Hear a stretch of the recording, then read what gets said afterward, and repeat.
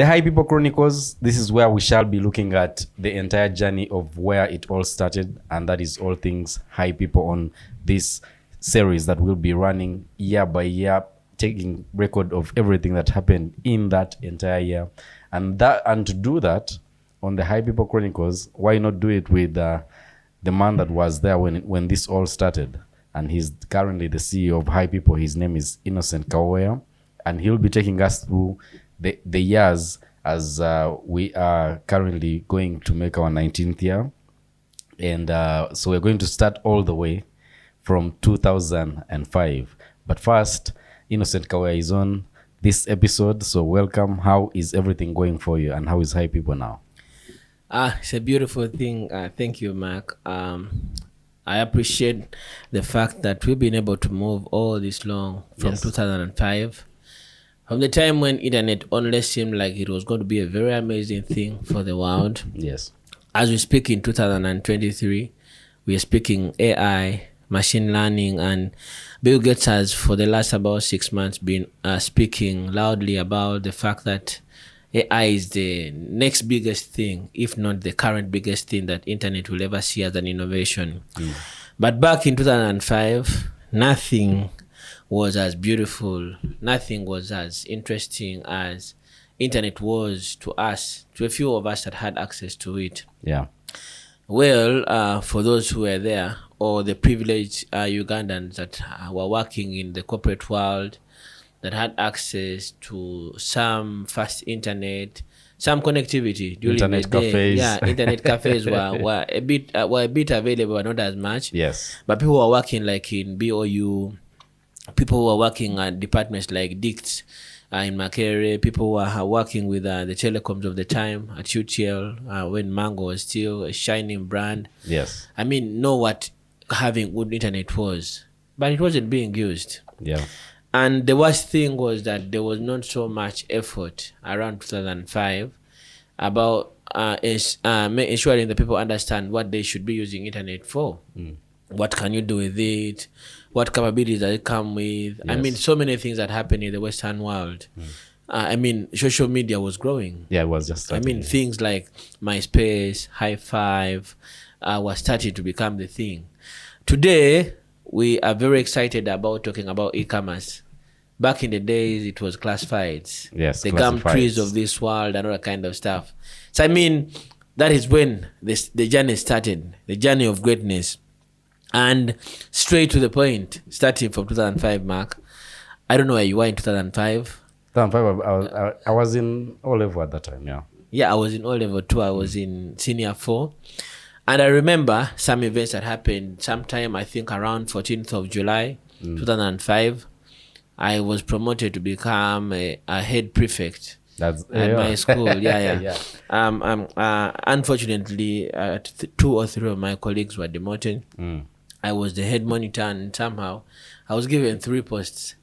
And then I got some little bit of privilege to actually access permits to get out of school every other weekend. Oh, everyone would kill for that. I was lucky that by then I could actually make my way out.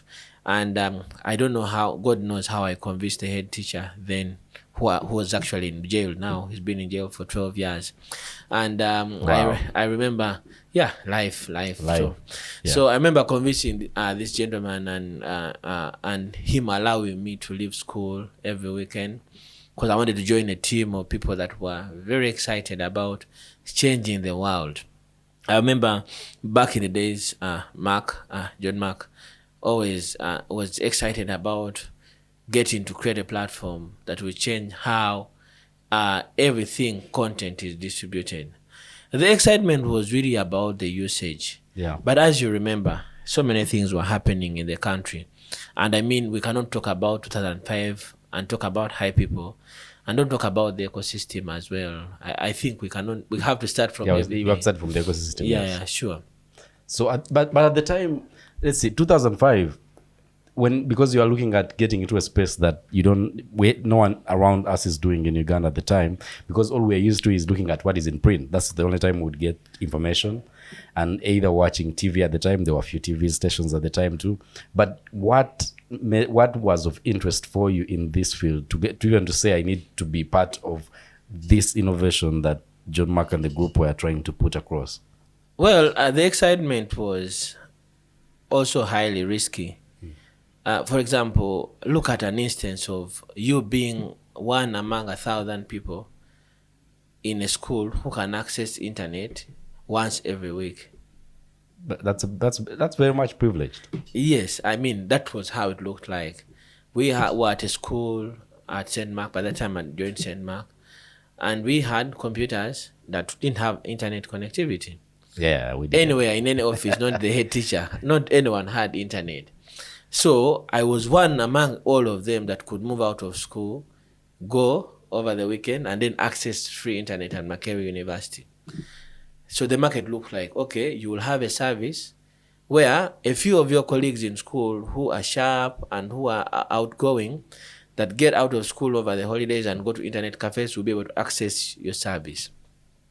On the other hand, John Mark, Ismail Kadu, Vincent Rubega, and the other colleagues, Bennett and all the other people that were a part of the kickstarting of HiPipo, Tony, Mira, and all the others, were also a cluster of themselves, that all of whom were either at computer science or economics, and they were the only ones who knew what to use internet for. Yeah. In Makerere University, with maybe 30,000+ students every other year.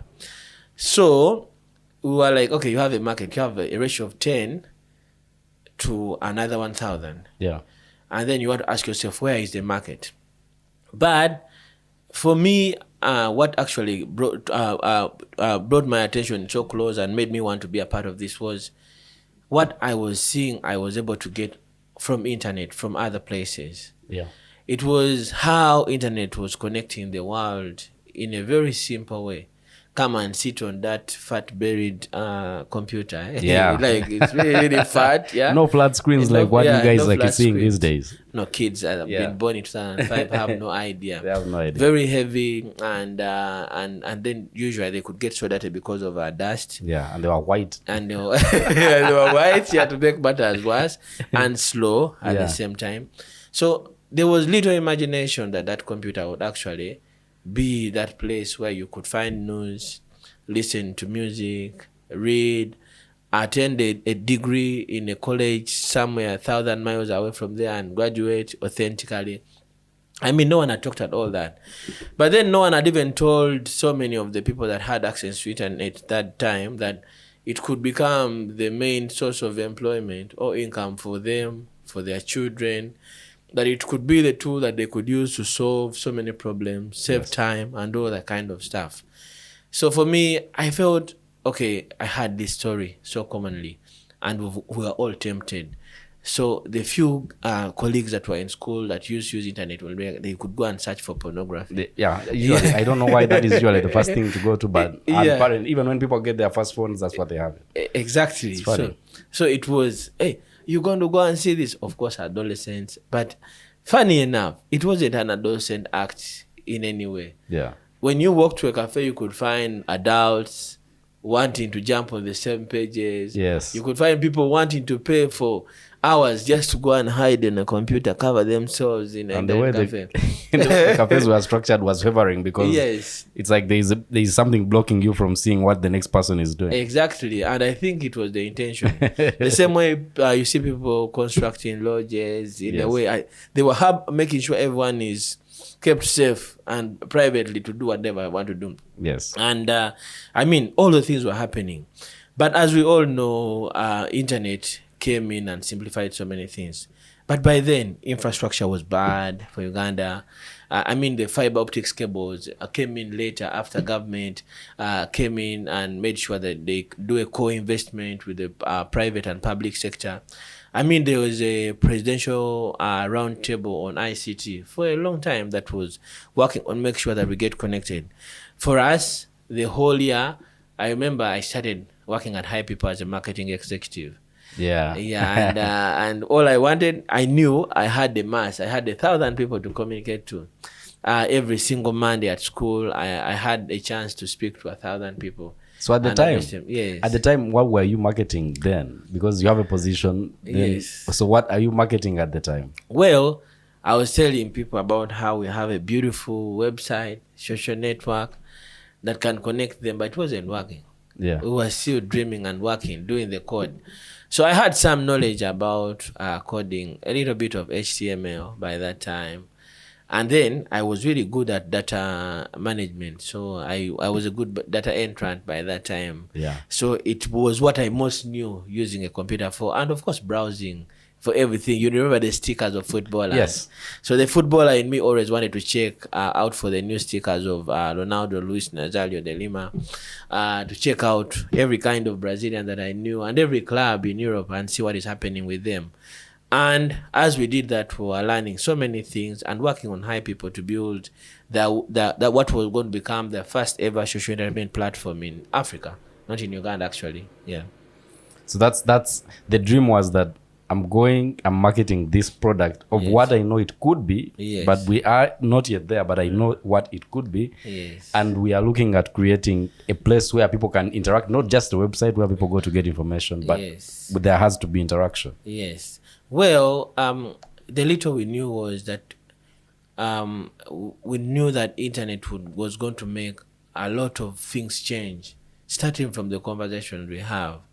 That if you are not keen about using your phone when you are at home, you can ignore your partner and want to communicate to her or him from their bedroom as you seated in the sitting room, saying, can you come and do this? Sending them messages. Yeah. If you are that lazy, I mean, it can happen today, even 100 years from now. Why? Because if you're not sensitive about how we use our devices, if we are not keen, we knew that internet was going to solve so many problems and also create a number of problems. Why? Because it was creating a lot of ease in how things were done. So we are saying we should marketing possibility. You know, for those who have read bits of what they call guerrilla marketing. Yeah. So guerrilla marketing has that kind of attempt. Come and create a value proposition at the lowest cost. But sometimes the things you're selling are not really existing. Yes. But you're saying this is this amazing thing. It is awesome. It can create this kind of world. But thank God, as HiPipo was becoming a thing around that time, I think we shall get there into another episode. Yeah. Specifically what you're looking at, we're looking at the beginnings. Why? That's why you see we for anyone that is catching this right in the middle, we are looking at 2005. This is when everything is starting to get in shape. We are looking at creating a platform for content distribution, interaction, and a place where people can meet and interact, not just a website to get information. So we are looking at 2005, and that is where this entire episode is going to focus. And this, by the way, if you're checking, this is the HiPipo Chronicles.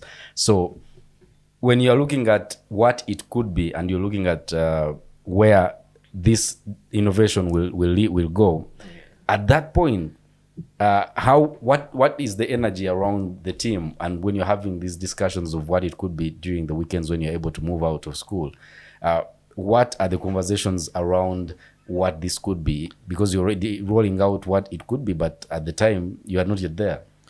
Well, I wasn't privileged enough to be a part of all the conversations. Yeah. I was a junior. But I was also, on another hand, privileged that I was privy to conversations that were had or held by the seniors. Yes. Because I could have a conversation with John Mark every other day as long as I'm available. So get to know what was the plan. I so believe, and I saw for the first bits of everything that was, some members that were part of the founding team were looking at creating an opportunity that they could use to demonstrate their IT and computer science knowledge and capability. Yes. But not so much what HiPipo would become. And for myself, and especially John Mark, we were tied to seeing this become a reality and making the difference that we thought it could be for Uganda and Africa and the world. So many times, for me, it was the vibe, believing in, this much it can be. But it was also beautiful, you speaking internet in a place where everyone was speaking about going back home and walking to visit people at Zambia Sharing Hall. Yes. You remember? Those platforms. Yeah, because you go do music, go play. Those who are into games, sports, and everything. What was this other place on Kampala Road? Hold on. There was that place at Kampala Road where there was ice cream. Fido Dido. Fido Dido, Yes. yeah. And then there's another place just around Fido Dido. So the excitement about our holidays and our age mate was we should go and meet the likes of Babaluku, Navio, those days. And for me, it was saying we can create a connected world. And thank God, as that was happening, something even better happened. HiPipo was taglined a friends rendezvous in the development stage, meaning a meeting place for people, friends, for friends and friends of friends. And I think that was the good starting point for me. I could understand so much and so little at the same time that for me I could interpret the list I could see is presented on paper that the main team was working on, and I could interpret that to put it into action and add my energy to seeing how even invite other people to being a part of the cause. So 2005, which is what we're looking at, how do you wrap up the year at that point? Because this is around July is when you start implementing things. Yes. Okay, so take us towards the end of the year. Well, the end of 2005 is a lot of great ideas, so much brainstorming. I remember so many pages of would-be lookalikes of the real HiPipo web pages printed on paper. I mean, we had maybe 3 or more reams, 1,000+ papers printed on. Yeah, printed on just to see wireframes, see what HiPipo could become, and a lot of code being written, starting with one very amazing functionality that maybe we'll talk about soon. The SMS, email to SMS capability with so many scripts. I remember it had more than 1,000 scripts written around that time, but nothing is online, and we are demoing with everything on local area networks, but excited about everything that HiPipo was going to be. But little did we know that this was going to take us another almost 2 years. Oh yeah, this is at the end of the year, at the end of 2005, which is the episode you're looking at. And you're thinking that, this is going, we have this on lock, so we're almost rolling this out. Yes. And then it is not just the beginning. It takes us to other episodes. So in case you're catching this is the HiPipo Chronicles. We are with the CEO of HiPipo, that is Innocent Kawaya. My name is Mark Extreme. And we shall be getting into 2006. So we started off with how conversations kicked off media of 2005, and then you start rolling out. You started getting to know about coding. You're working on a few things, as the rest of the team is also brainstorming and trying to create something that was going to be what HiPipo later on became in the next episodes, in case you keep following. So how do we wrap up this year, 2005? What lessons did you learn? What did you pick out of that? Well, 2005 for me was a place to make a lot of decisions. I didn't want to stay in high school any longer, that much. Yeah. I thought I could spend a lot of my time not sleeping in the dormitories, but staying at school during the day and working at night. I didn't get that chance. Yeah. Yeah. Apparently, you can't get what you want at that point. Yeah, exactly. So looking at the next episode, we are going into 2006, and that is on the next one. So you get all these conversations wherever you get podcasts from, and that is the HiPipo Chronicles. So follow HiPipo on all social media platforms. HiPipo. That's where you'll find us on every social media platform, and connect with us. Let us know what your experience was. Maybe in 2005 you heard about HiPipo at that time. Let us know. You can let us know, and tweet us at HiPipo, and let us know what you if you knew about HiPipo around 2005, or in the coming episodes. Maybe you have a story to tell, and you can also let us know on that. We can probably find a way to have you on to tell us your story and your experience with HiPipo at the time. Because a lot of people, unfortunately, now that there is a bit of internet penetration, a lot of people are interacting with HiPipo through different ways. There are those that know it from the music awards. There are those that know it from that time, sending SMSs. There are those that know it in financial technology, advocating for financial inclusion.